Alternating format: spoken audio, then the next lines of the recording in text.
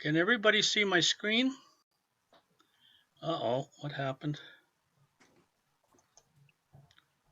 Try it again.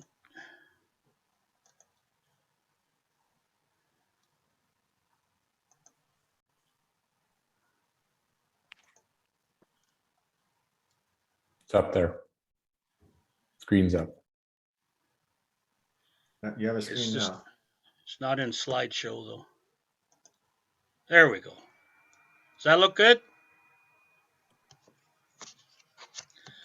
Okay, well listen. Welcome everybody. Week 3 already. I can't believe it. Session 7. And today we're all about, in fact, all this week, we're going to be talking about crop protection in our major crops here in Southern Alberta. Today, we're fortunate to have 2 great speakers that are going to cover insect control and disease control. But to get us started in today's exercise, I would like to share with you a video.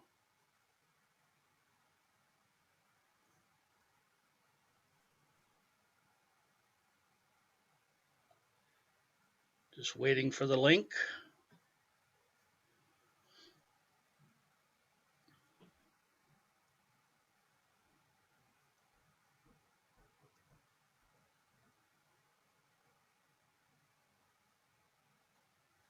Maybe I won't.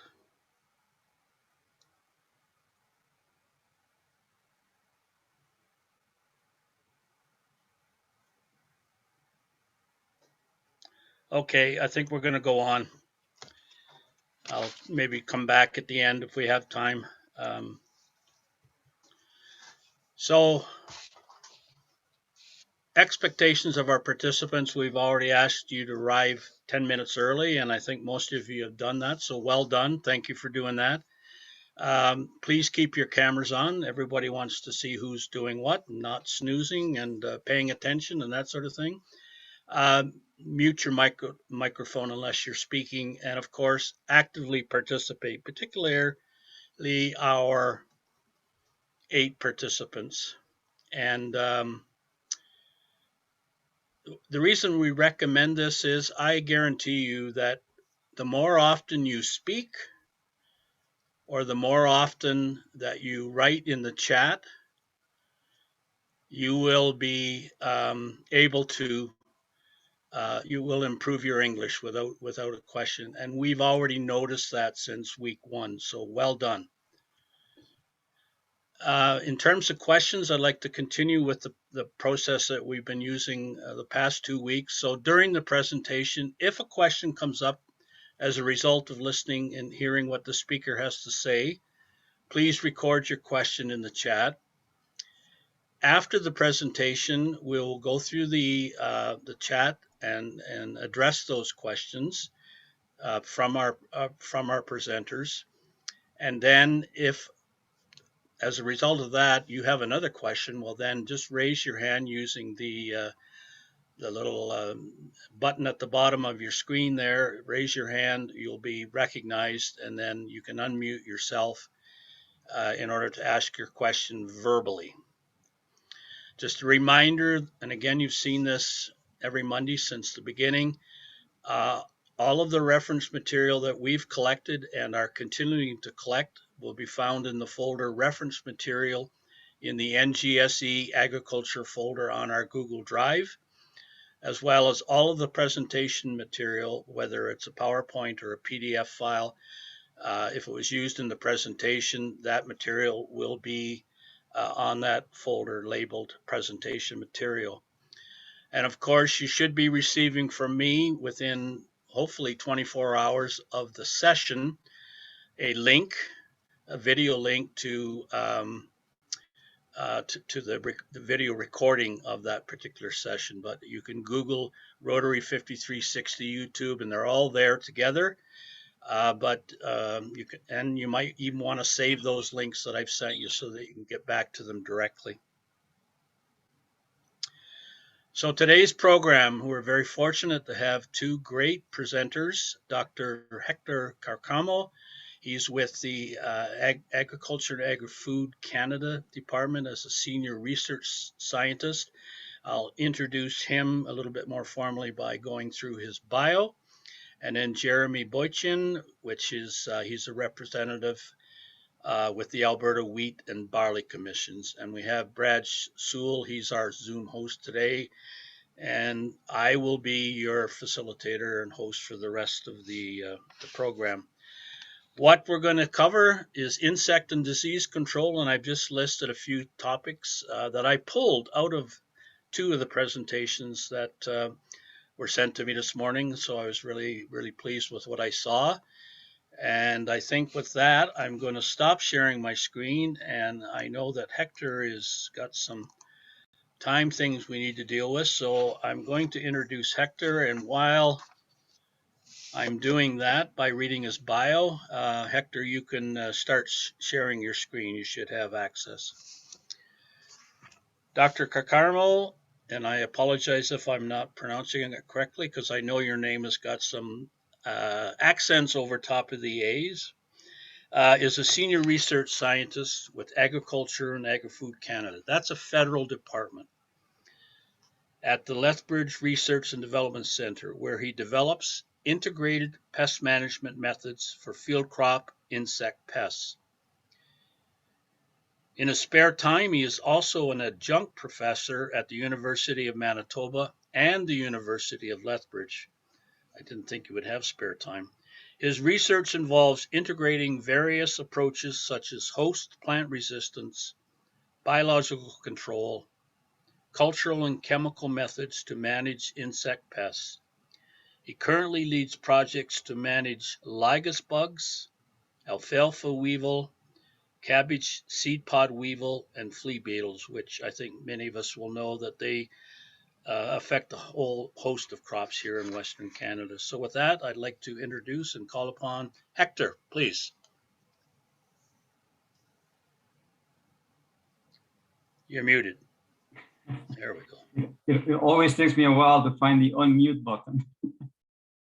Well, good afternoon, everybody. Thank you very much, Rick, for that kind introduction, and thank you to the organizers. It's a real pleasure and privilege to be here with you. I very much enjoy these interactions. I probably have too much material in this presentation, so if I start speaking too fast, just somebody can let me know and I will try to slow down. Okay, so the topic for today is ecological insect pest management for industrial agriculture. Is it possible? So I guess that's the question we're going to tackle, and I am going to give you the take-home message right away. And the take-home message for this talk is that yes, it is possible to integrate ecological principles into modern Western industrial agriculture, but there is a lot of work to be done as far as modifying the system and also as far as doing more research to identify the information and to find all the pieces of the puzzle. So with that in mind, let's get to it. So here's a quick outline. I'm going to refresh your memory about what is industrial agriculture. Then I would like to touch on some agroecology concepts.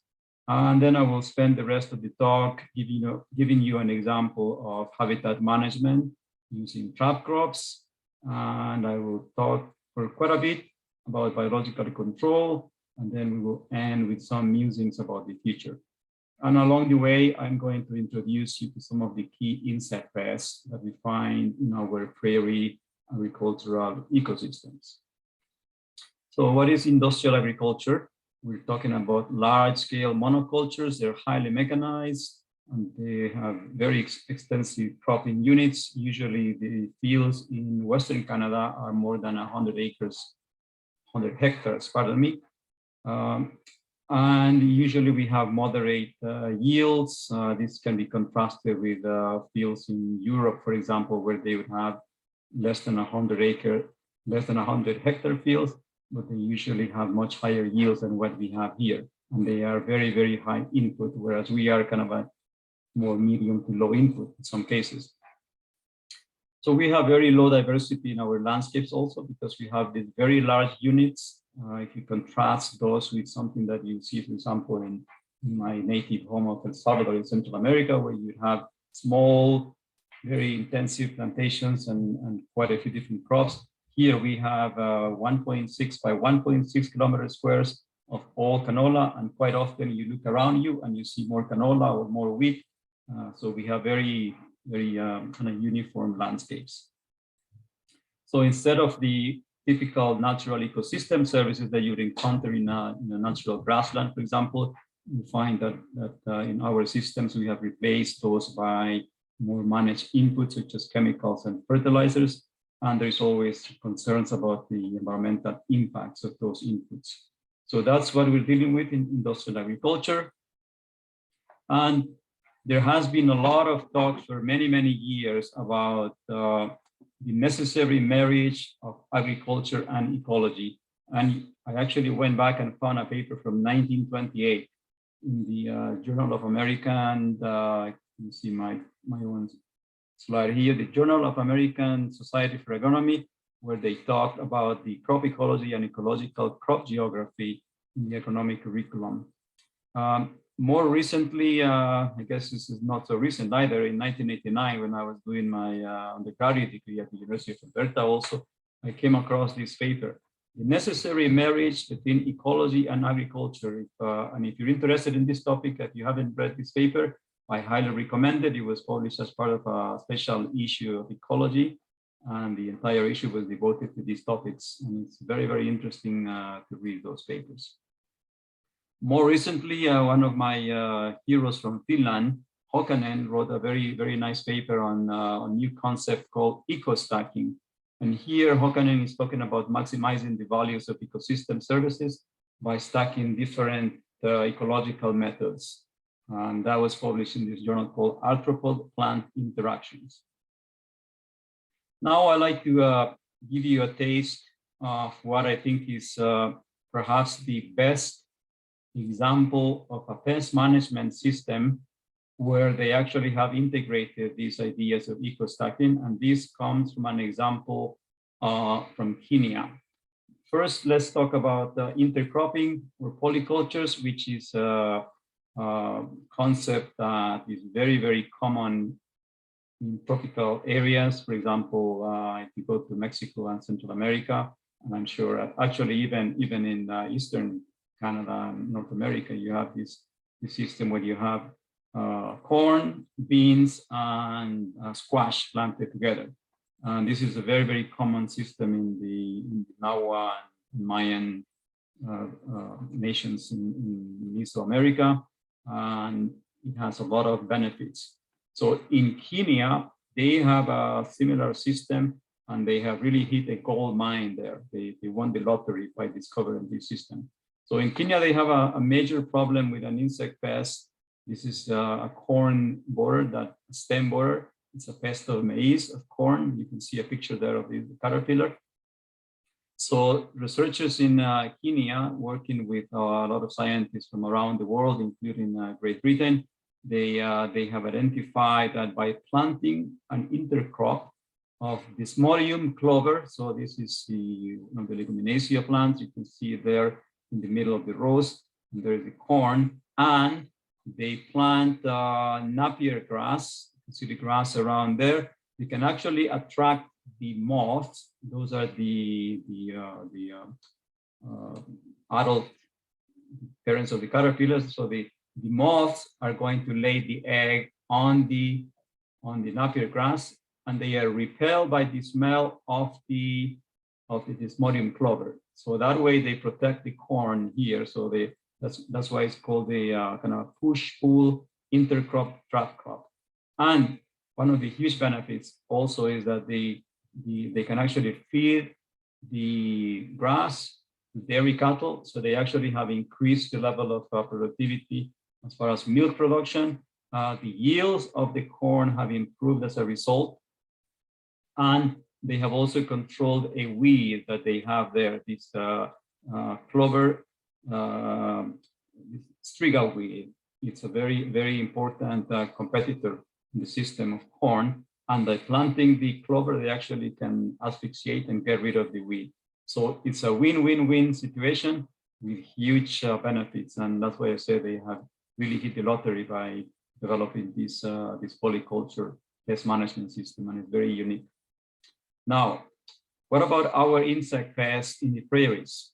So here is a collage of different insect pests, and the guesstimates of the cost of these insects is really just a guesstimate, but I think it's a conservative one, because if you were to add all the damages that insects like flea beetles, lygus bugs, and Caves seaport weevil, they are key pests of canola and other brassicaceous crops like mustard also are attacked by these insects. And if you start looking at those that attack the cereal pests, like the wheat stem sawfly, the wheat midge, cereal leaf beetle, and then add those that attack other crops. For example, the alfalfa weevil is a serious pest of seed alfalfa, and the pea leaf weevil in peas and fava beans. There is our common friend, this big aphid is the pea aphid that has been a pest of field peas for a long time. So once you add all these insect pests, usually you get more than $200 million per year that farmers are losing to these insect pests.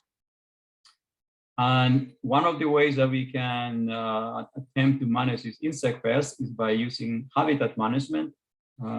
We don't have something as sophisticated as they have in Kenya for that insect pest. However, we do have a system that we can use to manage the Caves seaport weevil. So let me tell you a little bit about the Caves seaport weevil, and then later I will tell you about the lygus bugs. So here is a picture of canola, and we're going to talk about these insect pests. This little weevil is only about 3-4 millimeters, not very big. It gets attracted to the canola crops when the plants are beginning to flower and they start feeding on the flowers and the buds. That damage is not significant. However, the damage caused by the larva will develop inside the pod, and it will feed on 3 to 5 seeds. And there you can see the exit hole is left by the insect when it completes development. So far, the main way to control this pest, and this is really the way that we control most of our pests in Canada still, is by insecticides. And sometimes they do spray insecticides, although not necessarily at the flower stage, but at the pod stage, sometimes canola is sprayed with planes for lygus bugs. For Caves seaport weevil, the recommendation is to start thinking about controlling it with insecticides if you're finding more than 3 to 4 weevils per sweep at the early flower stage. And one way to control it is by the use of trap crops. And trap crops are very attractive because, and they actually do work in this pest because they are attracted to the crop at the flowering stage, and they do have a tendency to aggregate along the borders of the fields. So what we have done is we can establish a trap crop in one of 2 ways. One way, and this is how we did it in this field, is we planted the canola in the fall. Not always the best idea because we have very harsh winters in Canada. But if you do get the crop to establish by planting it in the fall, you actually can take advantage of the early spring moisture. And you can see here, this is the trap crop that was planted in November. And I took this photo sometime in early June, I think. So you can see clearly the flowering trap crop, and the rest of the field in green, that is the main crop. And the Caves seaport weevils were concentrated here. And I can show you another field. This one was done by planting at the same time a Polish canola and then the Argentine canola as the main crop. And again, I'll show you the numbers of weevils here. You can see that in the trap crop, the weevils are really, really high, over 140 weevils in 5 sweeps. So that's way over the thresholds. So the farmers can control them by only spraying the border and the trap crop of the field. You can see that the trap crop is working well when it's keeping the population of weevils in the main crop at low numbers. So clearly there is lots of benefits. You only spray 10% of the field, save on labor, fuel, and equipment. And you also control more insects by concentrating them there. And 90% of the field is not affected by insecticides, so you protect natural enemies and pollinators in that area of the field. So that is the trap crop. Now I'm going to talk about biological control, which is another important ecological strategy. And there's 3 general types of biological control. Classical is when you're reuniting the pest with its original natural enemy. This happens when an insect, accidentally it's imported into another area, but the natural enemies are left behind. So what we're doing as entomologists is we are reuniting this, I guess, all foe with its host. Another related strategy is neoclassical, and this is when you're actually introducing a new enemy to attack a native insect pest. And another one is called inundative. This is what you do in greenhouses, for example, when you are repeatedly releasing something like a ladybird beetle to kill aphids, for example. You need to keep doing it repeatedly every year. So in the other two examples, the insects actually become established, so you don't have to reintroduce them, and that is actually the best way to control them, because you solve the problem. So another tool, this is another biological control tool, and this is one that is available to all farmers. You don't need to do anything as far as finding and introducing new insects. You actually work with what you have already in your farm. And here you are enhancing endemic natural enemies. So basically you're working with your locals. And one way to do it, and they have shown in England where they do this quite successfully, they plant these grassy banks to enhance overwintering of spiders and ground beetles. These are predators that will eat pesky insects. And that way you can also reduce insecticide use through the use of thresholds. Well, that is another way that actually farmers can conserve natural enemies, is by following economic thresholds and only spraying if you absolutely have to spray. Otherwise, do not spray. Let the natural enemies in your field help you to control those insect pests. And finally, if you have sufficient information and you can plan your crop rotations, or you can design the configuration of your fields in a way to enhance those natural enemies, that's another excellent way to manage pests and enhancing the natural enemies that you have available in your fields. And we have some examples. We had a PhD student in Manitoba where we showed that if you have canola next to wheat, for example, you can actually get better control of the cereal leaf beetle, because the natural enemies that attack the cereal leaf beetle larvae, they get their food from the canola flowers, and then they can fly longer and they can also live longer. Okay, let's take a look at some of the predators. Here in the center is my favorite insect. This is called the caterpillar hunter. It's a carabid beetle. And here on the right, you can see this is a flower spider, that they are nicely camouflaged sometimes depending on the color of the flowers, and they eat lygus bugs, for example, although they also eat honeybees. So they eat pollinators, they eat whatever they can, but they do help us to control insect pests. So these are some of the predators that we have. In addition to predators, we have parasitoids. A parasitoid is like a parasite, like a tick in a cow, except that this parasite is quite vicious. It kills the host by either they put eggs inside the insects, inside the larva, and then inside the larva, the juvenile of the wasp will grow and eventually will kill the host. Who can spot the tiny parasitoid on the bee? Yes, there it is. Very, very tiny. I don't know if you can see it on the screen, but this tiny parasitoid, it's finding a weak point on the abdomen of the bee, and it's laying an egg inside. And like I said, from that egg will develop a larva, and it will eat it from the inside. So parasitoids can be tiny, tiny, like this wasp there, or they can be huge, like this Hymenoptera, this other wasp. This has a very nice name, Megarrhiza gigantea, which gigantea, those of you who speak Spanish and Portuguese, well, actually sounds like the English name also, giant. So giant Megarrhiza, and this thing is really large. They are probably, if you take it from one end to the other, it probably will be about 3 inches long. So 3 inches would be about 75 millimeters, pretty big.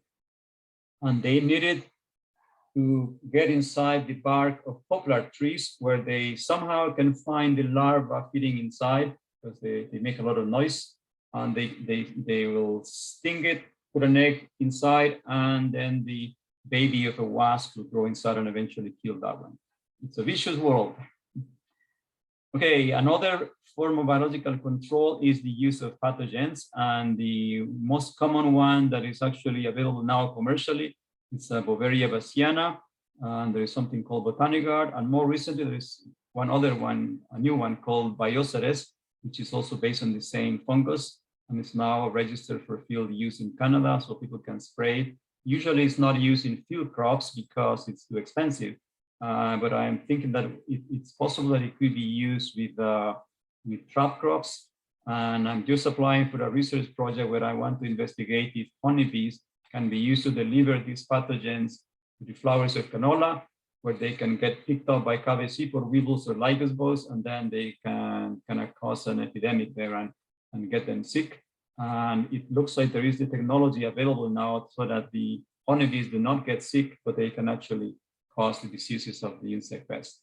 There's also bacteria like Bacillus thuringiensis, and this actually apivectoring method that I just mentioned, using honeybees as vectors of pathogens to kill insects, is also used to control gray mold in strawberries in eastern Canada. And again, they use honeybees to deliver them. They're also using bombus, the larger bees, bumblebees, to attack thrips in sweet peppers in greenhouses, to control thrips in tomatoes in greenhouses. So there's lots of potential.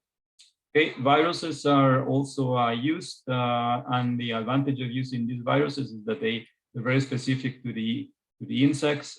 We do not share many viruses that attack insects that cause diseases, and can jump onto humans. So that's an important consideration, as we've seen now, like COVID, for example, that attacks bats and can get onto humans. That part we're fairly safe. Okay, I want to spend the last few minutes that I have talking about a specific example that I'm working on. This is the biological control of lygus bugs. As I mentioned, lygus bugs are an important pest of many crops like alfalfa, canola, hemp. Actually, lygus attack anything because they feed on the meristematic tissue. Meristematic tissue is the growing tips, like the buds, the reproductive tissue, the flowers, the young seeds, which all crops produce. So they eat on pretty much anything. But they especially like broadleaf crops in Canada. They don't really like the cereal crops, except that in Europe, the main lygus pest is actually a pest of cereals. Luckily, we only have it in the Arctic areas here, and it's not a big pest for us. So here is a picture showing lygus attacking seeds and flowers. The damage on the seeds, where the oil content and the protein is damaged, is a serious problem. And again, there are thresholds. We have just validated the thresholds for lygus in canola. We use 2 to 3 per sweep at the end of flower to the early pod.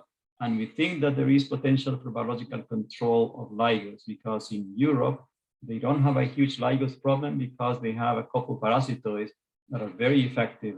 They have this wasp called Peristinus tigonutis, and there's another one called Peristinus relictus, which the Americans have introduced both to the northeast and the southwest to control lygus in strawberry and also lygus in alfalfa.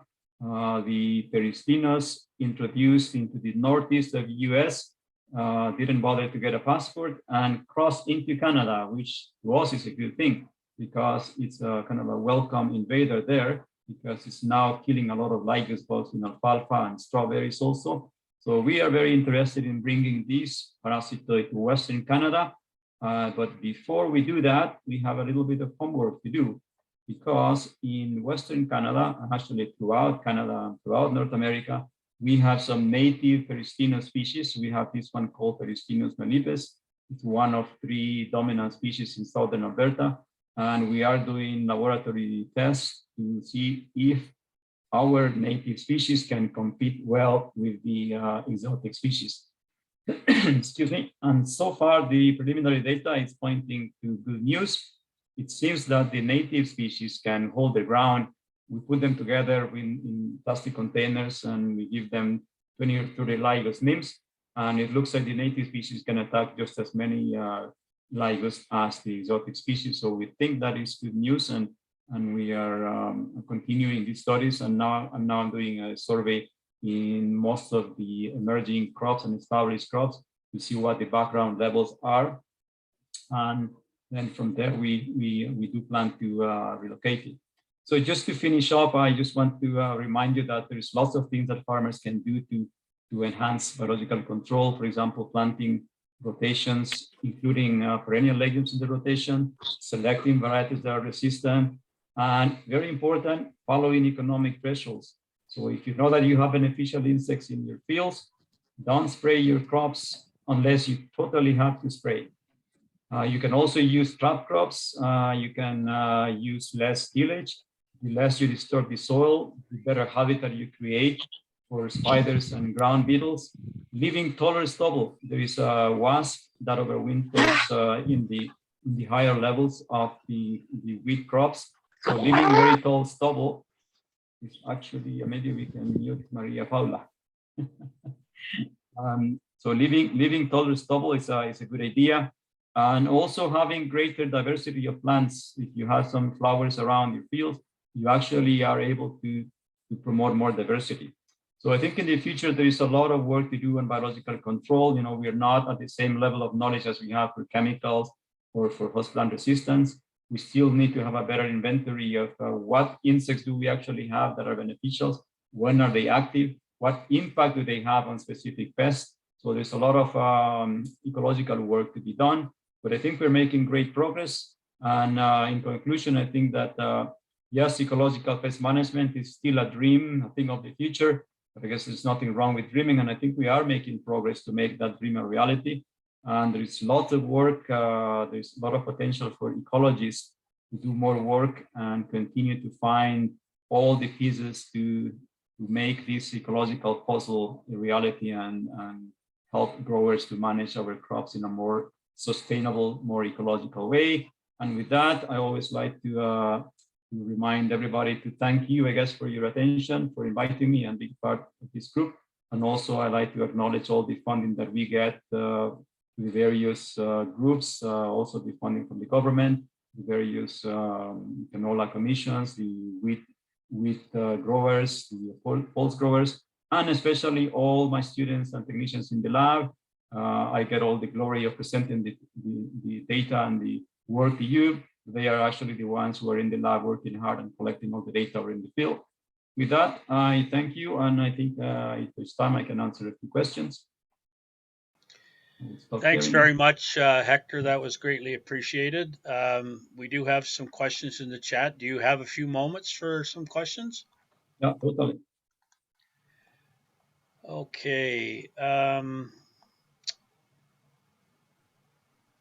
Well, the first one is from Wayne Lindwall, whom I know you know. Yes, Hector, can we expect more insect problems with climate change, and why? Yes, yes, we can expect more problems, and giving you all the reasons would take another half an hour. And we are actually presenting a talk on this topic as part of the national seminar series coming up with Agriculture Canada. Maybe we can get you guys to come to some of those. But very briefly, I will mention why.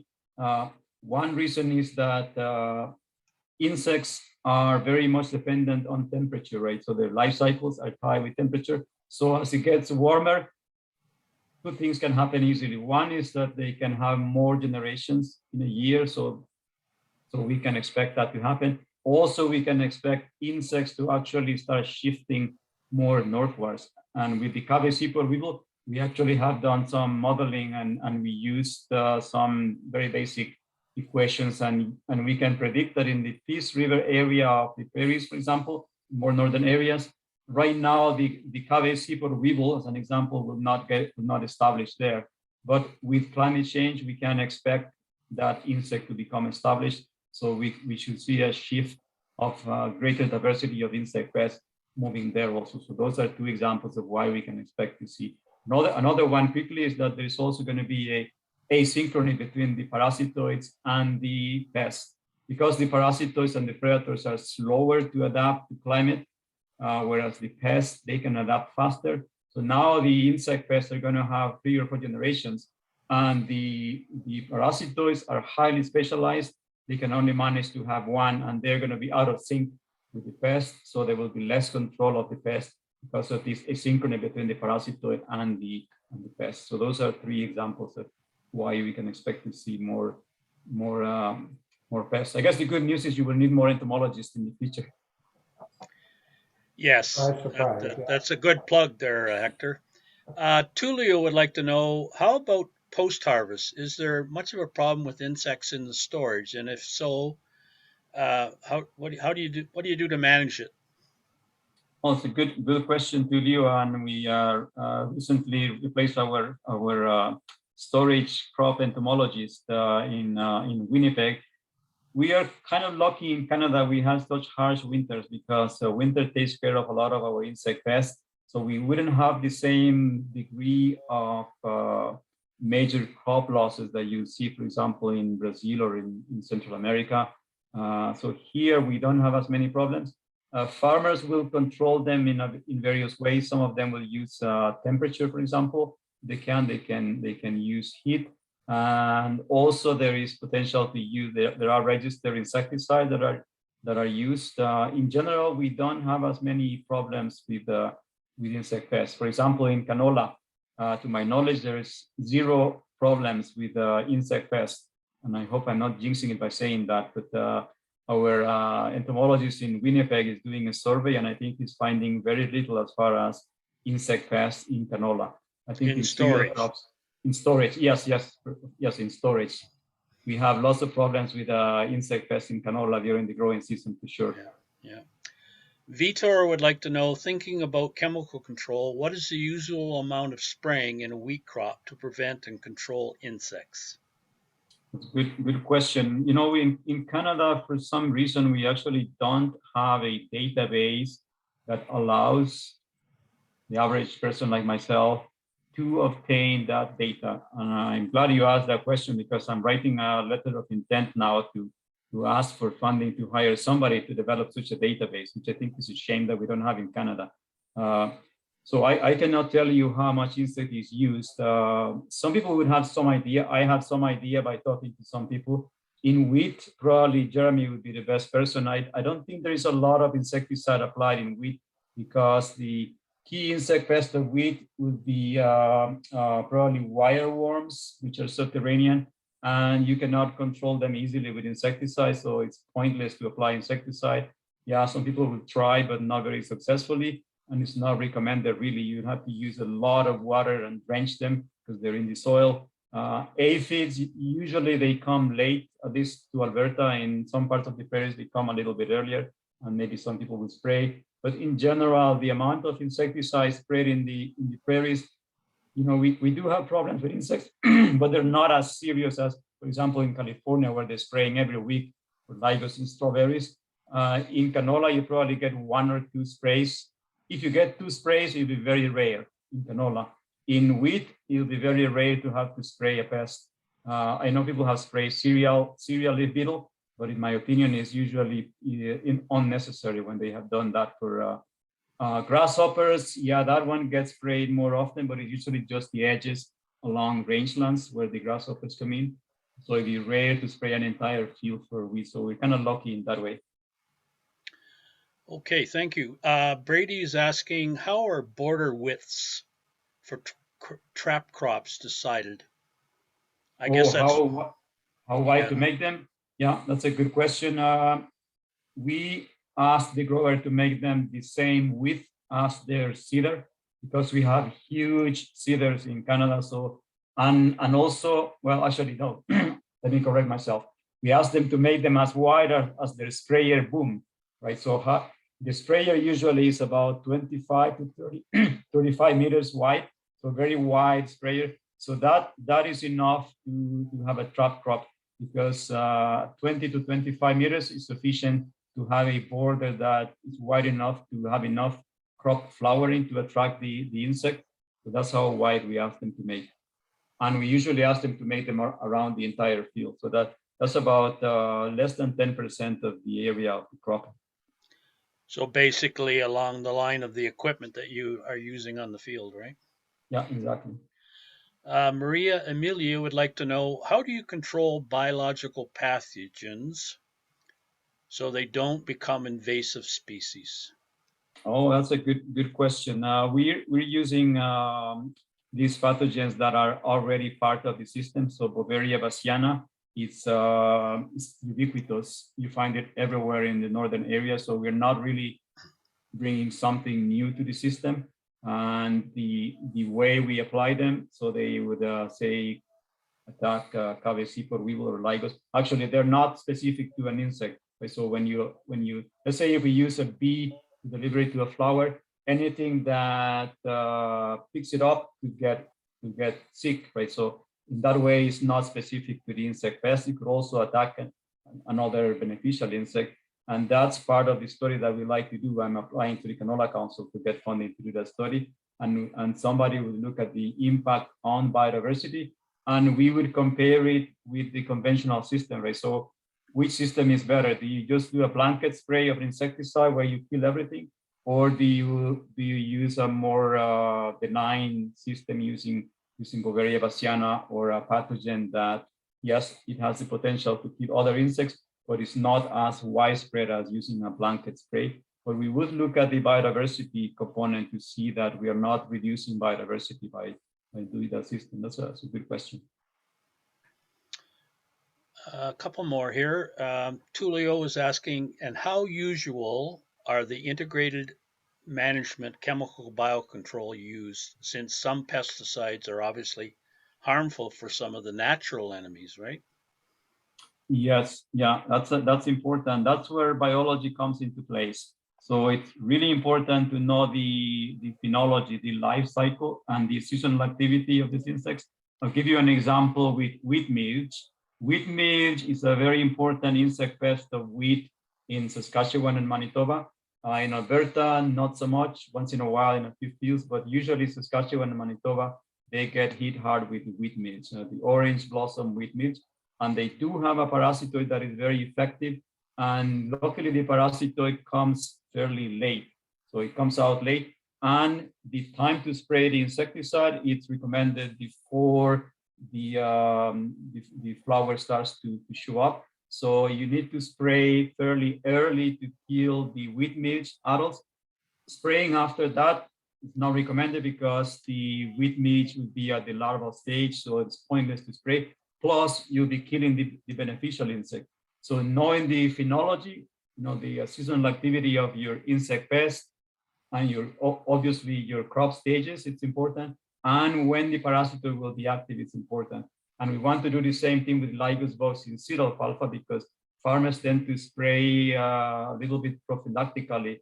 They spray before they, I don't know if you know about seed alfalfa. In seed alfalfa, you rely on leafcutter bees to pollinate your crop. So you totally need to release the bees, and you cannot spray too much after. So farmers tend to spray before.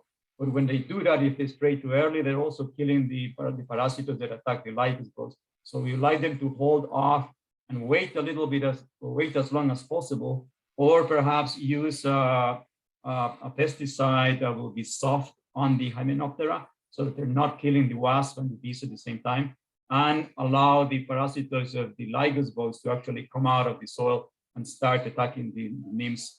And by delaying their spray or picking a different insecticide, they could actually integrate biological control with the pesticides.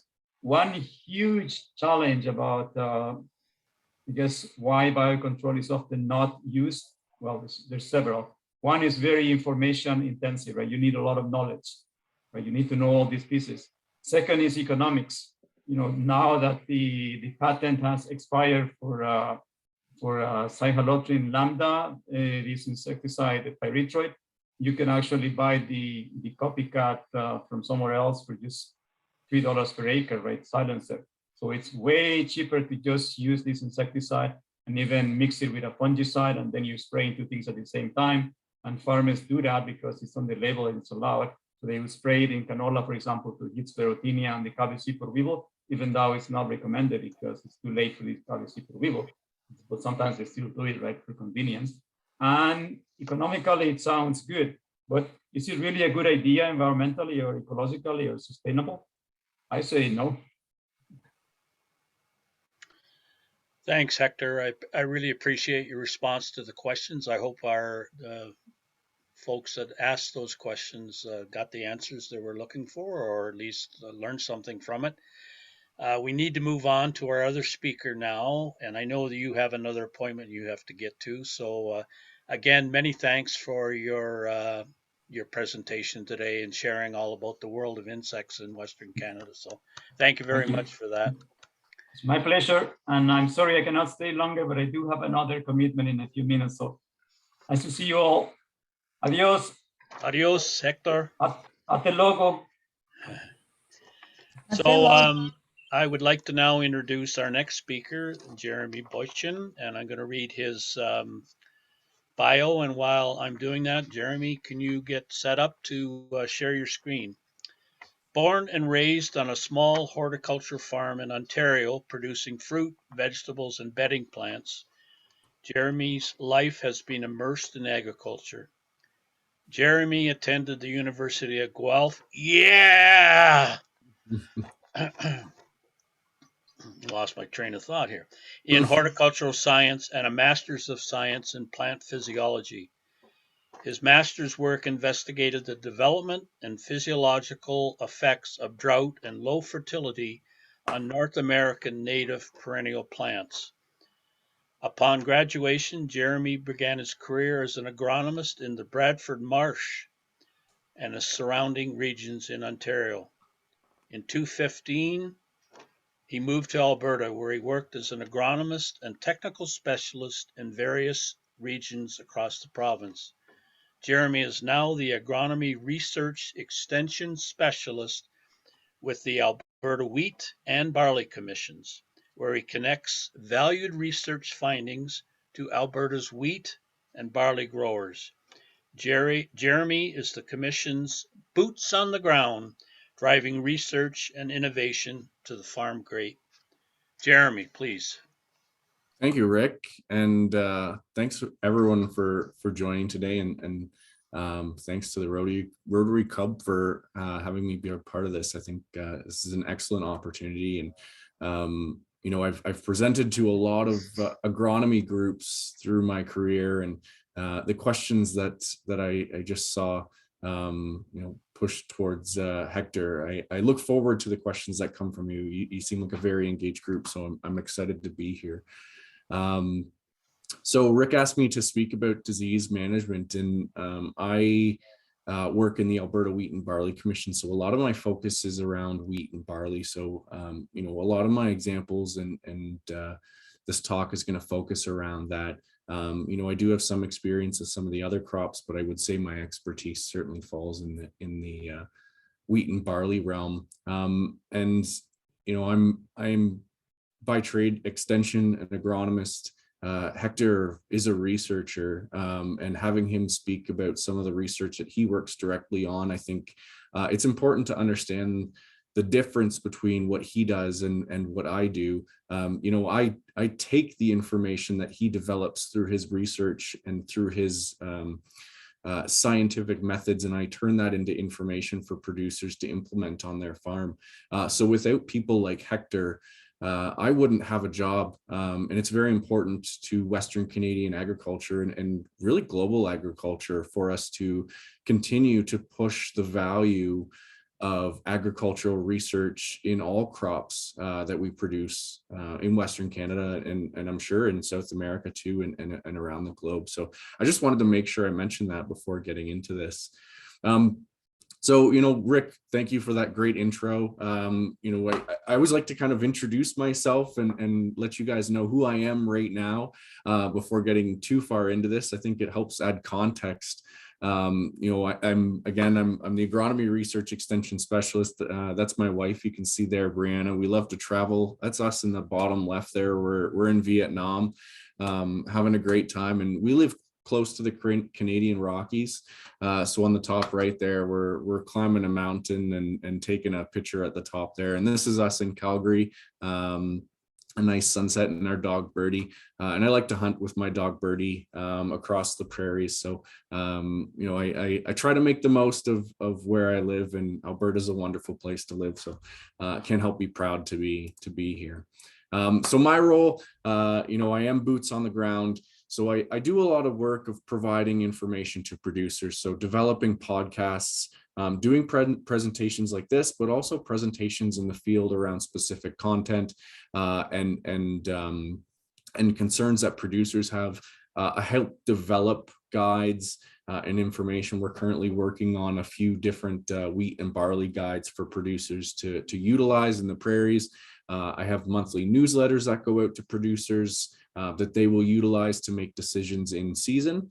I help kind of transfer information from the producers to researchers. The connection between a producer, a farmer, and a researcher is very important. Hector mentioned that he'll be putting in a proposal or a letter of intent to get funding to run certain projects. And having communications between the farmers and the researchers helps make sure that Hector is conducting research that ends up being really valuable to research or to farmers. So helping draw that connection is part of my role as well, which again helps really add more value to the research and the agricultural industry in Western Canada. So today I'm gonna hopefully hit on a few things, and hopefully you can walk away with a few good points to help you understand maybe a little bit more of how we manage diseases in Alberta and in Western Canada. There are a large number of diseases that we deal with, and each of them maybe, as much as they have overlap in how we can approach management, some of them require specific on-farm management decisions that are different than others. And unfortunately, I won't be able to get into the detail of each and every single one, but what I'm going to try and do is give an overall understanding of maybe the thought of how we approach some of these diseases and some of the management practices that we can implement from a systems standpoint to maybe put ourselves and the farmers to put themselves in a better position to manage them. There was a lot of questions around insecticide use for Hector, and I think it's important to know that the large majority of producers don't want to be spending money on crop protection products. They're expensive, they take work, they take time to apply in the field. And if we can implement management practices on a cultural level to mitigate the need or use of insecticides, that's an advantage to the industry, to the farmer. And I'm sure you're aware, and everyone on this call is aware, there's an increasing interest in having crops produced that take less carbon use and require less chemicals to produce. So this is very much in line with the way Western Canadian and Alberta agriculture is heading. So I'm going to show a little bit of a lens of disease management. I'm going to mention some of the main diseases of wheat and barley, and then some of the main cultural and chemical control options that we use to manage some of these diseases. But I'm also going to really kind of lean into this concept of scouting and decision making, because boots on the ground and seeing what's going on in the field is really the decision maker when it comes to, should I be spending money on a fungicide to mitigate disease in my field? Is it worth it? Am I at that point? Should I be spending that money? And then I'm going to give you a list of resources that you take a screenshot of, or I think Rick has my presentation, and you can utilize those for more information later. So the lens I really want you to take this through this presentation is the disease triangle. If you work in Western Canada or North America, and maybe this is something you see in South America as well, the disease triangle is very much how we talk about disease and disease management in Alberta. And it's broken down into three parts. There's the host, the pathogen, and the environment. And each of these pieces needs to be present for disease to occur. The pathogen has to be present. The host that disease or that pathogen infects needs to be present. And the correct environmental factors, such as high moisture, low temperature or high temperature, all need to work in concert for infection to occur. So when we think about how we can manage disease, it's important to look at each of one of these aspects and say, what can we utilize in our crop management system to, again, put ourselves in an advantage to reduce the amount of disease that is infected in that host, reduce the amount of pathogen that may be present in the field. And unfortunately, environment is that one challenging one that we don't have really a lot of control over. Some producers in Southern Alberta and other parts of Alberta may have irrigation, but that's about the extent of where we can control the environment. If you really want to get into the depths of it, there's discussions around seeding rates, how many plants we have per square foot or per square meter, and then the crop density that comes with that. And then you talk about microclimates that happen within the crop, where maybe it's higher humidity in the crop than outside of the crop. So would that be more conducive for disease to occur in that crop canopy? So there are little tricks. But in general, if the environmental conditions in Western Canada are very dry, that's typically what we're going to be dealing with. And if the humidity is higher within the crop canopy, it's really relevant or comparable to the outside environment. So our moist crop canopy may look very, very different than your moist crop canopy if you're in a high moisture, high rainfall environment. So if we look through the lens of disease management through these factors, we can start to ask the question of, okay, what changes can I make, or what management practices can I implement to reduce disease in my fields? So there's a few diseases that are of significant importance to wheat in Alberta and Western Canada. You can see there's 3 rusts there: stripe rust, stem rust, and leaf rust. And they can cause pretty significant yield impacts to wheat, in the range of 10%, and in some cases up to 90% when we're dealing with very conducive environmental conditions and a very susceptible crop. There's leaf disease complexes, which can be made up of a few different foliar diseases, such as septoria, and that will impact the amount of photosynthetic area there is on the leaf of this crop. So it'll essentially kill those photosynthetic cells, and it'll utilize those cells to live in. So those cells no longer allow the plant to produce photosynthesis and energy, and that plant then has reduced energy to create yield, and it may be using extra energy to combat and defend itself from that disease.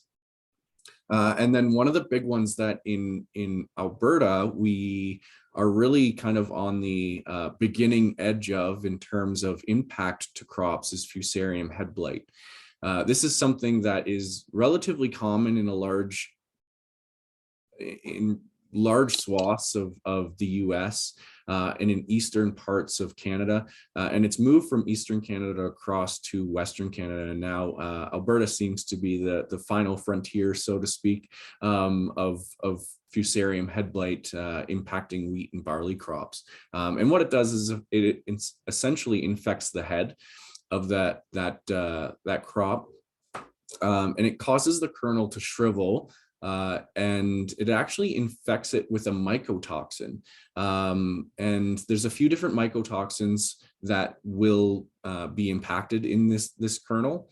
And it essentially causes quality issues with that crop, and end use quality becomes a concern. So the grade of that crop, so the amount of money that the producer will receive for selling that crop goes down, but also there's a potential for the processor, if they're taking that grain and using it for bread development, it may not produce the quality of bread that they're looking for. So the marketability of that crop can actually go down or decrease to almost nothing if infection is high enough. So the impact of something like Fusarium head blight can be quite substantial to not just producers of wheat, but everyone on the value chain and the Canadian agricultural industry as well. Barley, the majority of barley diseases are foliar diseases. So you can see scald, net form, net blotch, spot form, net blotch, and spot blotch. You know, at first glance, maybe someone who doesn't have as experienced of an eye, these can look relatively similar, but there's distinct features that you can pull from each of these diseases that can help you identify what they are, and maybe get a better idea of how you might manage that disease. A lot of these diseases live in the dead plant residue of fields. And then when you plant a new crop and that crop grows up and you get the right environmental conditions, the spores from that disease will come up with rain and wind and infect new plant material. Some of these will actually come from seed as well. If there's a crop that was heavily infected, it'll get into the seed, and then when you seed it into a new field, that plant will grow with the infection already inside. As well, barley will be infected or can be infected by Fusarium head blight as well. Not as significantly typically, but we do see some impact in barley in Western Canada. So what kind of tools can producers deal with, can farmers utilize to mitigate the impacts of some of these diseases? And you know, here are the few that I'm going to talk about today. Variety selection is an important one. Crop rotation, seed quality, seed treatments, seeding best management practices, foliar fungicides, and scouting and forecast decision-making tools. All of these sit in the toolbox of producers pull out and utilize to mitigate the impacts of diseases on their crop. And I'll make a note that this is not an extensive list. This is not an all-encompassing list. There are other tools that producers can use. However, these are the probably most significant, most common, and most implemented tools that producers can implement today. So when it comes to variety selection, this is a very important base decision that producers make on a yearly basis. Which variety of wheat, which variety of barley, you know, which variety of any crop am I going to use? And the way these varieties are developed, depending on the crop, can look very different. When it comes to wheat and barley, some of these varieties take anywhere from 8 to 10 to 12 years to develop before they're actually implemented by a producer. They go through a very thorough breeding program. And then once that breeder decides that, yes, this variety is ready for use, it has to go through essentially a committee that looks through all the different quality, agronomic, and disease factors of that variety and assess whether it is worth giving registration for. And that registration is required for it to be sold in Western Canada. And that committee has to make the decision that this new variety provides equal or better value to producers and the agricultural industry. If it does not meet those qualifications, it will not get registration. So the variety selection that producers are provided with on a yearly basis expands, grows, but yet provides them with more and stronger tools every year. So if this is what you're looking at here is a table that I pulled from the Alberta Seed Guide. So this is a seed guide that Alberta puts out every year, each province does. And these varieties go through essentially a variety trial throughout the province for multiple years. And then we rate them based on their different quality factors. And part of what comes from there is disease tolerance. So you notice that stripe rust was one of the diseases I mentioned before, and same with Fusarium head blight. And then they're given a rating. They could be MS for moderately susceptible. They could be S for susceptible, I for intermediate, MR for moderately resistant, and then R for resistant. So a producer who knows they have an issue with a specific disease could select a variety that has characteristics that are of value to them, but also have the disease mitigation factors that are important to them as well. So a very important factor for producers to take into account. And this falls into the barley side as well. You can see that there's quite a number of diseases that are rated for each of these varieties. So producers can go through and get an idea of, okay, which disease am I seeing more often in my fields? And that relates back to my comment of having an experienced eye and knowing what disease you're seeing in that field, because not every variety has the same resistance to each disease. So knowing that you're either seeing more scald or more spot blotch will help you make a better decision on which variety you want to choose to mitigate disease impacts on your crop. Any questions on that so far? I feel like I've kind of moved through a lot of large overarching concepts, but I just want to stop there. If anyone has a quick thought or comment, I thought I'd give the opportunity. I see nothing in the chat yet, Jeremy, but I know it will come. It seems to come towards the end of your talk. So I would say, oh, hang on, Vitor, go ahead. I have one, Jeremy. Yeah. Here in Brazil, in my region, we have big problems with the wheat blast.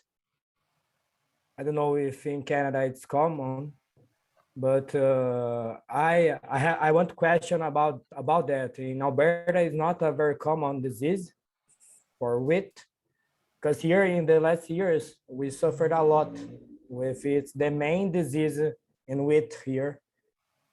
So I'm not familiar with, if we do have that disease, I'm not familiar with that common name. Is it what causes that disease? Do you know? Yeah, I think it's because the climate, maybe because here when we have high humidity of the air and I think the temperature is different here. So we suffer when we have those conditions, like 25 degrees, I think. Vitor, would you happen to know the genus and species of wheat blast? Because that would help Jeremy. I need to search here. If you could find that out, then I'm sure he could answer the question. So we do have in canola what we call flower blasts in canola. And that happens when we get really hot temperatures, where essentially the pollen and the anther dry up in the air. So it isn't able to pollinate the flower. So it's less of a disease and more of a physiological and morphological issue that occurs during very high temperatures. And it stops pollination, which then stops development of seed. So if you're calling it wheat blast, that's where my head goes. But if there is a specific pathogen, then maybe it's a different story. But yeah, maybe shoot the pathogen in the chat, and I'll continue on here. I sent on the chat. Okay. So here's another example of the value of good variety selection for producers. There's two different varieties we're looking at here. Foremost, and these are wheat varieties. Foremost is the name of this one, and Penhold is the name of this one. So released, this was conducted in the same year. Both of these varieties were put in the same field, but Foremost has a very weak, what we would call weak disease package. So it doesn't resist many of the foliar diseases that we're dealing with, where penhold has a much stronger disease package, and neither of these received a fungicide. So essentially that disease was allowed to flourish, and then we see the final impacts. And what this researcher did, her name was Dr. Sherry Stridehorse, she pulled off the main leaves of that crop and took a picture just to show the amount of infection that had occurred. So you can imagine with a leaf like this, where a lot of that photosynthetic area has been damaged by the disease, the yield is significantly reduced. Potentially, we're getting reduced quality of the grain as well, if we're not able to fill the grain as much with carbohydrates due to a lack of photosynthesis that's occurring. So, selecting varieties that are higher disease resistance can help reduce this. Now, obviously, I'll get a little bit further into it when we talk about then, if we are selecting a variety with reduced disease resistance, then we have to depend a little bit more on foliar fungicides, which again, all comes into kind of the whole concept of integrated disease management. So the next big cultural concept that is important for disease management is going to be rotation. So I have this little essentially life cycle of a lot of main monocyclic disease. And a monocyclic disease essentially just means that it has one cycle per year. And, this is kind of just a generalization of what's happening, but I think it gives you an idea of why rotation is very important. So we have overwintering survival of a disease, and that disease actually overwinters as its overwintering form. It can overwinter in crop residue, seed, or the soil. So it lays dormant over the winter while there's no crop growing. And then in the spring, once there's seeding that happens and things warm up and we get the right environmental conditions, that inoculum starts to reactivate, and then it will infect that new host. And it'll infect the seed, the root, the stem, and you'll see those symptoms again, like I showed on the last slide. And then when that plant is harvested and that residue lands back on the field, we go through the cycle all over again. One thing to keep in mind with all this is that most diseases, the pathogens are very plant or crop specific. So a wheat disease is typically only going to infect a wheat disease. A barley disease will typically only infect a barley disease, and canola and peas. There are some overlapping diseases, and a lot of the diseases that infect winter wheat will infect spring wheat, and barley, the same thing. So those considerations, there's always those, contradictions to the rule.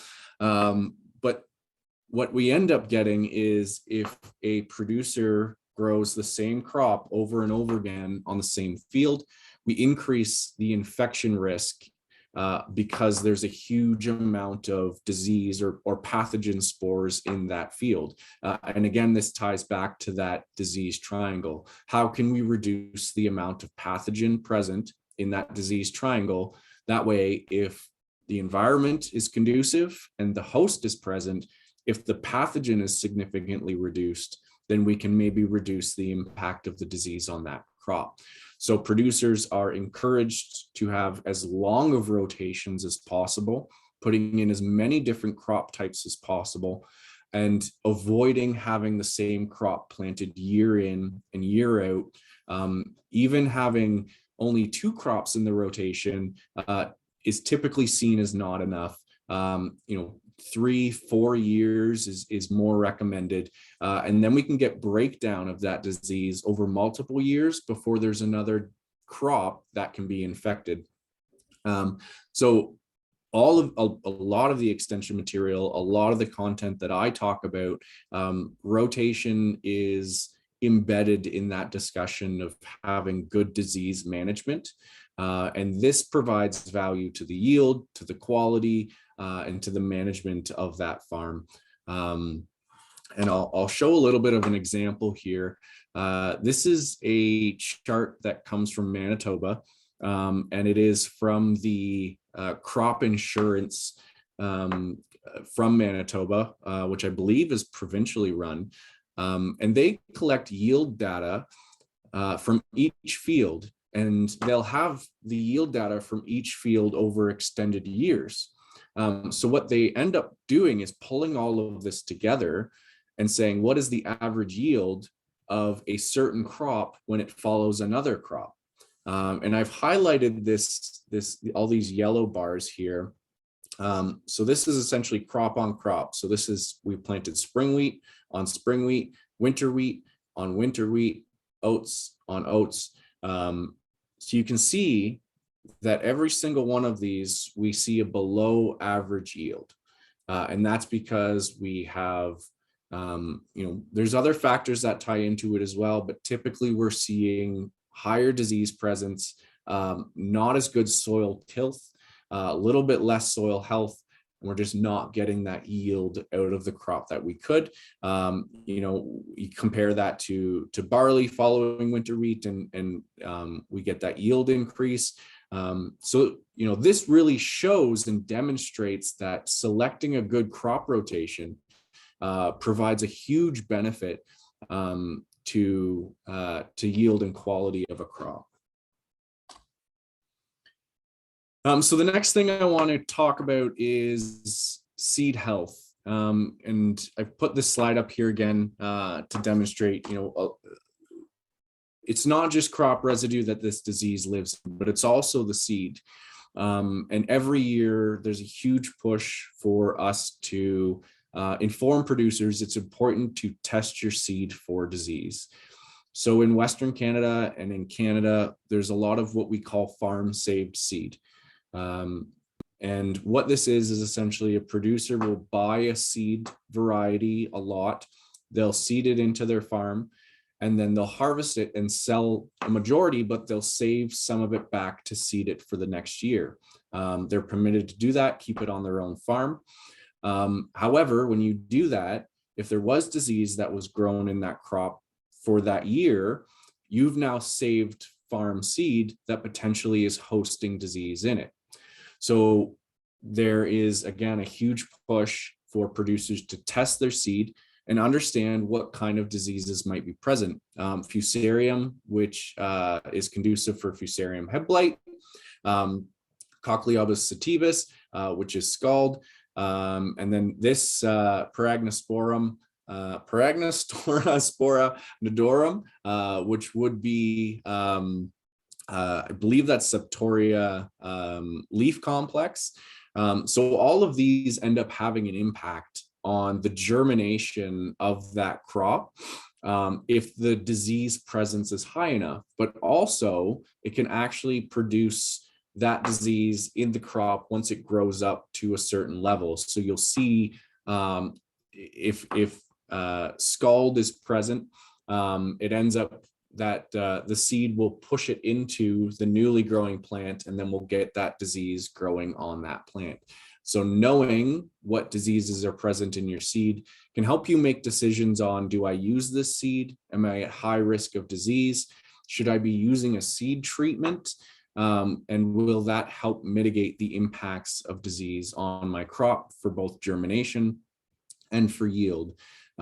Germination is a very important one as well. I don't get too far into it in this presentation, but when we're talking about seed quality, some of these diseases will impact germination of the seed. And that is important because a very important factor in reaching yield potential and making the most out of your field, out of your equipment, out of all of the inputs that are put in the soil, is having a good established crop. And if 40% of the seeds we put in the ground don't emerge, we have a weak plant stand. We may have variable plant stands, so the stages are different. So when we do apply, say, a herbicide or a fungicide, they're not hitting every single plant at the same stage. So one plant, because it was produced maybe in a more sparse area that didn't have a lot of germination of seed, it could be more advanced than another plant. And if you're trying to time your fungicide so it hits a certain leaf, you're less effective and efficient with that application. Hopefully I've explained that all well.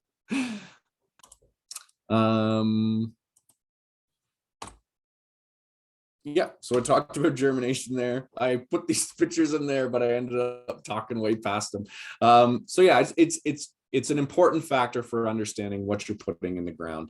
And then tying that into seed treatments, a lot of these seed-borne diseases can lead into seed to plant transmission, like I mentioned. And there's other factors as well. The disease doesn't just come from the seed. It can actually live in the soil. So when we apply a seed treatment to a crop, it can protect that seed from disease impacting that seed before it emerges. In Western Canada, we don't have a very long growing season. It's 90 days, 100 days. It's longer in the lower part of the province, but shorter in the northern part of the province. So producers are trying to get that seed in the ground as quickly as possible. And sometimes that means putting it in cooler soil, and sometimes it means putting it in wetter soil. And both of those conditions make it more conducive for disease to impact that seed and reduce the crop stand and produce more disease later in the season. So using a seed treatment can help mitigate some of those issues and reduce the amount of disease impacting germination and impacting yield. The other thing that's important when we talk about disease mitigation, and again, looking to manage that the host and make the host as healthy as possible. A weak and low fertilized plant is more vulnerable to disease than a strong, well-fertilized plant. So I mentioned about seeding. Seeding rates is an important factor as well for making sure that we have a well-established crop that's strong and it's consistent across the entire field. That way, again, when we're applying a fungicide, it's applied in a more even method and we're getting more value out of that application, but we're also hitting the application timing more accurately. Seeding depth is important when producers are seeding their crop, taking the time to make sure that it's going in the correct depth, because if we put it in too deep, it takes longer to emerge. It's more likely to be impacted by seed and soil-borne diseases, and we're less likely to get a well-established, strong crop. So this again ties into that seed treatment, but also establishing a good, healthy, consistent crop. And then good fertility. And this is going to vary depending on where the field is, what the field already has in terms of fertility, but making sure that the crop has the appropriate amount of macro and micronutrients. In general, Western Canada, Alberta, macronutrients are what we're more concerned about. So nitrogen, phosphorus, potassium. There are some areas where we have zinc deficiency and copper deficiency where that becomes more of a concern and can impact plant health. But in general, the three main nutrients are what we're concerned about. Sulfur can play a role in there as well. So once we've kind of run through all those concepts and we know we've picked a good variety, we know that the seed health is there, we know that our rotation is appropriate, we've used a seed treatment, we're seeding under the best management practices to get a strong crop. If the environmental conditions are conducive, there's still risk of disease being present. And this is where a foliar fungicide then plays a role. So producer who is scouting their fields and seeing disease, we're seeing rain, we're seeing infection, they can utilize a foliar fungicide to mitigate the impacts of that disease. This is both for foliar leaf diseases, like I showed before, so rusts, and some of those leaf diseases, as well as fusarium head blight. But it's important to note that a fungicide isn't curative. It's not completely killing off that fungicide. What it's doing is it's slowing it down, it's stopping it for the time being. It allows that plant to grow through it and reduce the amount of impact. So it's not like the producer can spray and then they're never going to see the impacts of that disease. It's really just reducing the impact. So keeping that in mind, scouting and using the appropriate timing to protect the yield leaves, the most yield impacting leaves, is important. So I have this little diagram here that demonstrates that not every leaf on a wheat and barley plant is the same. Some of them bear more importance than others. So this is a wheat plant here, this is your barley plant here, and the numbers and the percentages here are based off a culmination of a variety of different research projects that are collected not just in Canada, but globally. Some of them come from greenhouse trials, actually most of them do, and then some of them come from the field. And we kind of average it to get a general idea of, okay, where is the yield coming from? And typically how they do this is, what they'll do is they'll grow the plant in the greenhouse and they'll pull off one of the leaves as it's getting to a certain stage. And then they'll see what the yield is compared to a plant that didn't have that leaf pulled off. And what they found is with the wheat plant, the ear, which is actually photosynthetic, provides about 22%, where that flag leaf, which is the last leaf that emerges, actually provides the most amount of yield. So that photosynthetic area is very important. And if you look at a wheat plant, that is typically the largest leaf that you'll find on that stem. So the most photosynthetic area. With barley, it's a little bit different. You can see that the penultimate leaf, which is the second leaf down, which is also, again, typically the largest leaf, produces the most amount of yield. So producers need to scout, understand their environmental conditions, see where the disease is, and then do their best to time the application based on when the disease is going to be impacting these leaves and prevent it before it happens. Because once infection already occurs, they're behind the 8 ball. So this is where monitoring, which I'm going to get into a little bit further, becomes very important, because timing is very important. And like I said before, these products are expensive and they take time to apply. So making sure that you're using them appropriately is important. And I also want to point out, this all assumes that the equipment is being properly implemented. So I'm not an equipment expert, I'll say that right now, but the nozzles that a farmer uses, the amount of water they use in the spray solution, how fast they're going, wind conditions, how high the booms are above the crop, all play an impact on how well that fungicide impacts the disease and the crop. It's also important to know that not all diseases are impacted by fungicides the same. Leaf diseases, usually in that 80%, so we're still getting 20% that break through. Again, this is why it isn't a silver bullet. Stripe rust, we get a little bit better control, 90%, but with something like Fusarium, which is very impactful, it's only 50% suppression. So this is, again, reinforcing that an integrated approach for disease management is so important. Producers and the majority of them do go through those steps that I mentioned further previous, of making sure that everything in place is going to help mitigate diseases. So if they do spray a foliar, or if they have to, it is a last ditch effort. And yes, the foliar fungicides, they all work on anything that is a fungus. We do deal with a couple of bacterial diseases in Western Canada that come up once in a while, but they will have an impact on all of the fungal diseases we deal with. Fusarium head blight, I mentioned before about hitting the correct leaf. Fusarium head blight and fungicide application on Fusarium head blight is a little bit different. We need to be hitting the heads of those wheat plants and barley plants, because that's where infection occurs.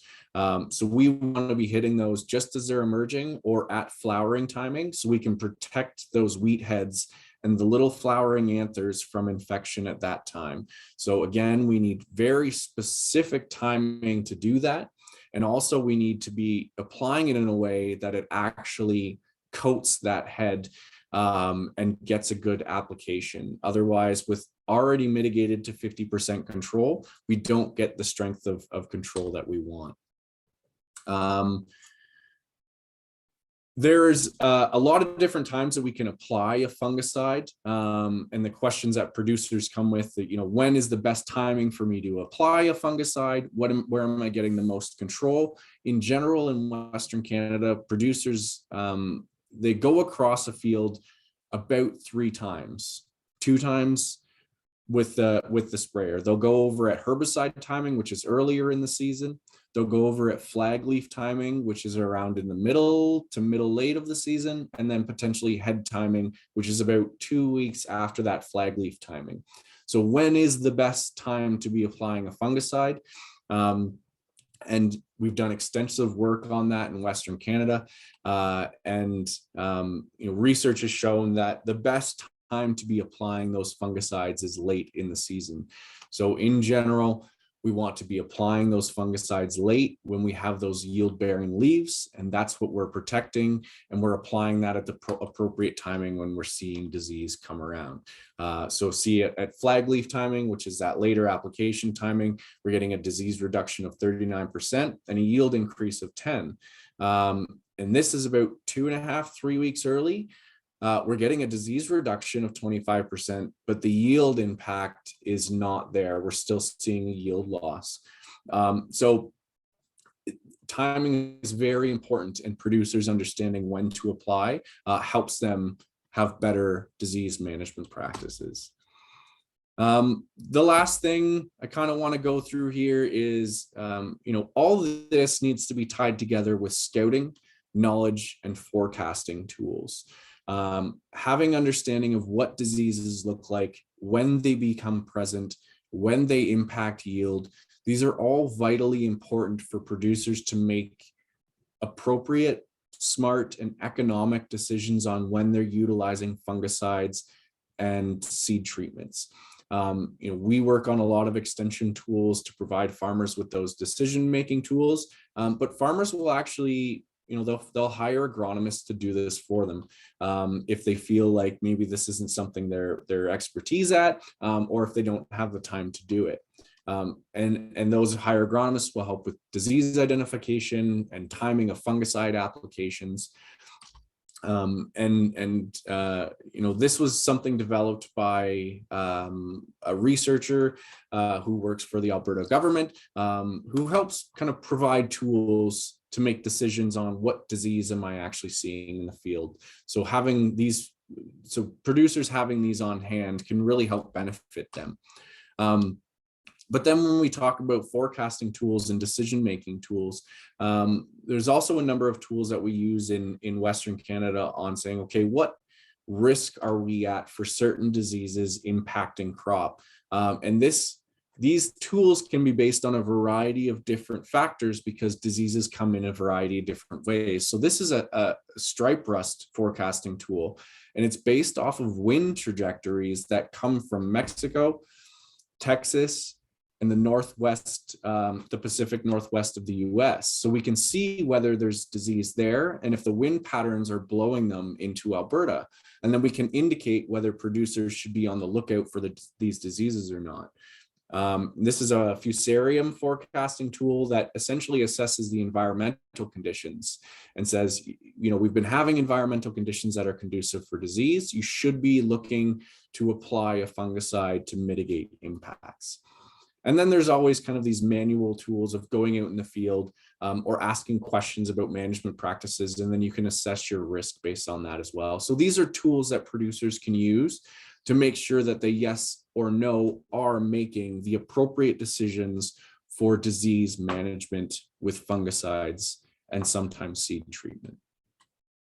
I think hopefully I've kind of given a good picture of where this all ties together, but it's important for producers and agronomists and the industry to look at this through the lens of the host, the environment, and the pathogen, and implement a full integrated management looking at all of these factors. And then having that default of, okay, if all of these still aren't protecting me and disease is still showing up, because there are environmental conditions where that happens, then a fungicide can be used to mitigate that impact. And these are the resources. Maybe I can try and put them in the chat so people can click and link through them as well. But there's a variety of different resources in Western Canada that provide extreme detail in how some of these crops and diseases can be managed. Thanks, Jeremy. We're running on time here, unfortunately, but very thorough presentation on disease management. I really appreciate that slide on resources. So they will get a copy or have access to your PowerPoint slides. Yeah.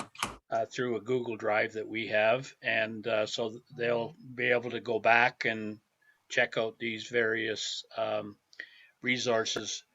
I just wonder, we are at our time. Is everybody okay for staying for another 10 minutes? Sorry, I get into this and I keep talking and I get excited. No. You got started a little bit later than we were thinking, but is everybody okay? Just give me a thumbs up if you want to stay for 10 more minutes, because there's a couple of questions that I would like Jeremy to answer now, and then we'll probably, the ones that we don't get to, we will, thank you, Carlos. We will send Jeremy the chat questions, and maybe he can do a little homework for us and give us some answers afterwards, I hope. Is that okay then? 10 minutes? 1:45? Okay. So Graham put in a comment. There was a question about importance of research that Jeremy made at the beginning of his presentation regarding Hector's role in this. And Graham has put in a link in there in the chat for everybody if you want to check it. It's just basically talks about the importance of research. Must continue. We must continue to be creative and innovate. Vitor has put in the Pericularia orzai cavara. Is wheat blast? Yeah, that name is very foreign to me, but I find that it sounds like it might be a water-loving disease. I'll have to look into it a little bit more. For some reason, that oryzea, it sounds like it might be something that lives in an aqueous situation. So probably not something that we deal with in Western Canada, considering how dry we are. But I'll have to take a look and see what comes up. I could be very wrong with that, but yeah, I'll do my own digging and see what I can find. And did you have any specific questions about it, Peter?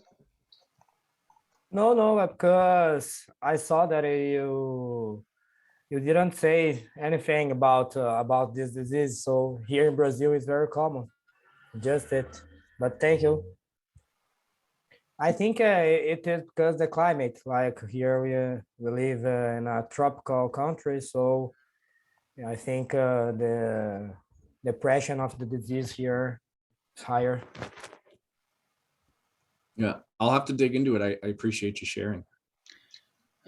Peter has another question. What is the most common crop rotation used by farmers in Western Canada, thinking about the management of diseases and also, he said, commercialization? I think he means the marketing of the crop. Yeah. So in Alberta, and each province is going to be a little bit different because the environmental conditions are a little bit different. So if you take something like Manitoba, they have a little bit more heat units, they have a little bit more moisture, so they can incorporate a few more crops than we can. we may be able to in Alberta, but it's just a little bit more challenging. So typically what we see in Alberta is a canola, so an oil seed, and then we'll have a wheat or a barley, and then a pulse, though that's probably the most common one that we see. And each producer will have the rotation of those a little bit different depending on the practices that they implement. But the most important part is trying to keep some of those, the wheat crops separate from the wheat crops and the barley crops separate from barley and canola from canola. We do see some areas where corn is being planted, and that can be an issue for Fusarium head blight. So producers need to keep that into consideration. But typically those are the 4 crops that we'll see. We also have lentils and some other pulses and oil seeds, but not as common as those 4. Okay, thank you, Jeremy. Tulio has said in Brazil in the past, it was not common to mix products at the time of application. So I assume that's mixing maybe 2 fungicides or a fungicide and insecticide. He says, as there was really no recommendations. Today, though, that's changing. So how do farmers, how do recommendations get put forward like you're doing here in terms of, I'm not stating the question very clear. I think he's asking about recommendations to mix 2 products on any given crop to kind of maximize the control or the management. Mm-hmm. How do those? It sounds like a regulatory question, I think. Yeah. So typically, what we see is producers will. The majority of producers aren't mixing different groups of fungicides together on their own. What they're doing is they're purchasing a pre-packaged fungicide that has multiple groups or modes of action within. So this takes some of the need of the decision making from the producer and just allows them to kind of cover all of their bases. So a lot of the fungicides that we deal with now, some of the premium fungicides will have 3 or 4 different active ingredients within them. You can still utilize some of the single active ingredients, but probably less desirable, but probably still common enough. And I don't see too many people making recommendations to mix single fungicide groups or products together. If a producer is going to do that, they're likely going to be buying a product that contains multiple products within, again, to cover their bases. I've met a few producers who like to do their own mixing based on active ingredients, but they're probably about 1 in 1,000. But the situation is, if they're mixing 2 products that are not on either label, it's illegal, basically. So it is driven by regulation. Companies that, having worked for one for over 30 years, companies that want to market a product have to demonstrate proof of performance, safety, and all aspects, human, environment, and all that sort of thing. Yeah, it's in their best interest to do their own, like it's in the company's best interest to practice or test tank mixing a bunch of different products with their product, and then they can tell the farmer it's okay to mix this fungicide with this herbicide or this fungicide with this insecticide, because then they're more likely to capture a larger market of farmers. So yeah, I think you've hit it right on the head, Rick. If the company doesn't do that, then the farmer is at risk trying to do that. So I think they try and capture more market by providing that information for producers by doing the testing beforehand. Yeah, no, I would agree. I would agree. Okay, folks, I think we've got to leave it there. Jeremy, I'm going to probably send you a couple of questions to follow up on that we didn't get answered to. I'm just cognizant of everybody's time. Can you stop screen sharing? And I would like to just wrap up with one slide here, I think.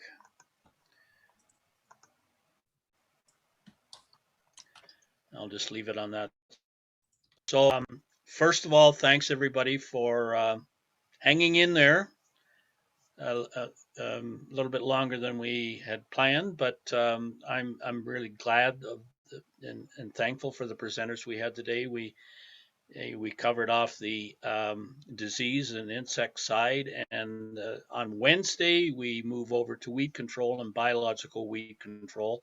We have two excellent speakers there that will share their knowledge with us.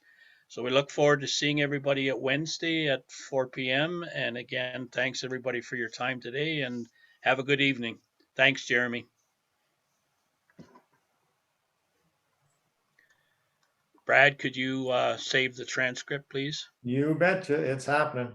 Fantastic. Thank you.